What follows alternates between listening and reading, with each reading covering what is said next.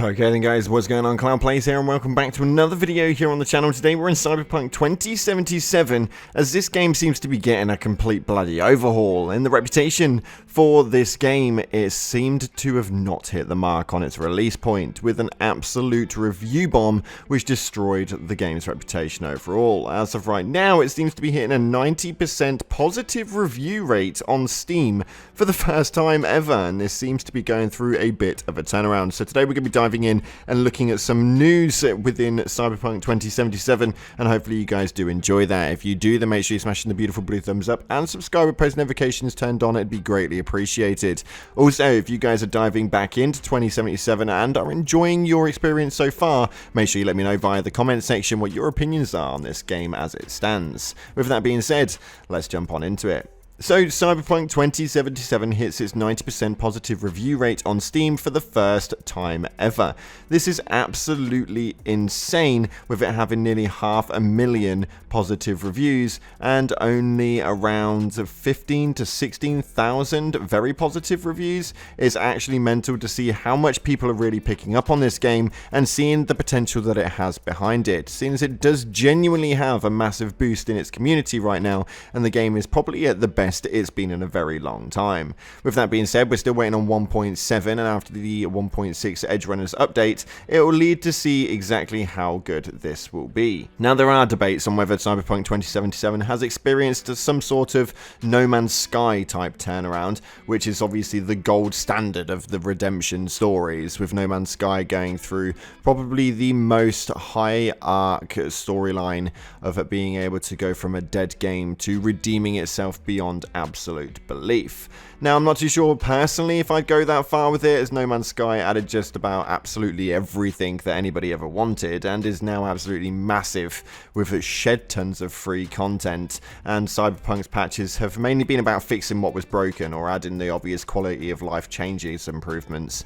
And the first real DLC will be next year, which is Phantom Liberty, and well, it ain't free, so I think on that basis alone we're kind of jumping a little bit ahead of the gun when we start saying it's got a No Man's Sky movement. Now, as far as the first DLC that's going to be coming next year, it's a DLC which I'm definitely entertaining. It's something which I'm really on edge about jumping into. Obviously, with the launch of the original game, I'm not too sure how they're going to go about it come this time round. But my fingers are crossed that they are going to make sure they do a better job this time.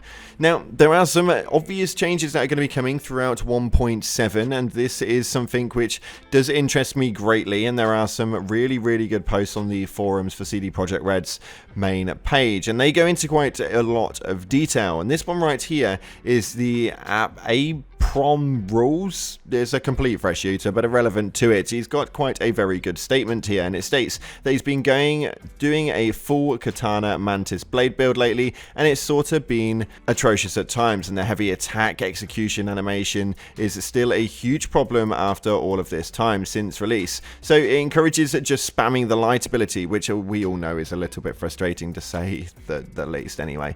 But because of this, the melee combat falls really flat and very hard. Aside from those very specific moments where I get lovely crits from a little bit too far from the animation to start and get to slice people up one after the other instead of having to wait for a really long and buggy animation. Sometimes the animation even glitches and Sandivistan, and I'm the only one slowed and stuck in that animation while enemies shoot me up.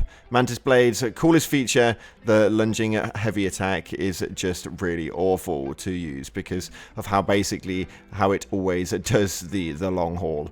Awful animation of every single time you use it. So do you guys think that they'll fix the melee combat, maybe even overhaul the entire system by the time we get to the next major update or even the DLC? I'm really hoping they add something deflecting some bullets with the katana or some kind of moveset to the melee weapons. It's just sort of sad at the moment and has a lot of room for improvement, and I think that I would definitely agree with that. There are a lot of modders in the community that do have a massive massive insight with regards to how this game has kind of been played with the melee abilities, and they've played around with a lot of it. We have got a lot of things such as the random wire and the katanas and stuff like that we can utilize inside of these modded formats, and they really have overhauled it themselves. The one thing that always confuses me with these sorts of games is I'm never too sure why they actually try and entertain a lot of it themselves when we've got such a massive community of gamers which are really into the modding side of this thing, and they've really hammered in to what it is that you can do with this game.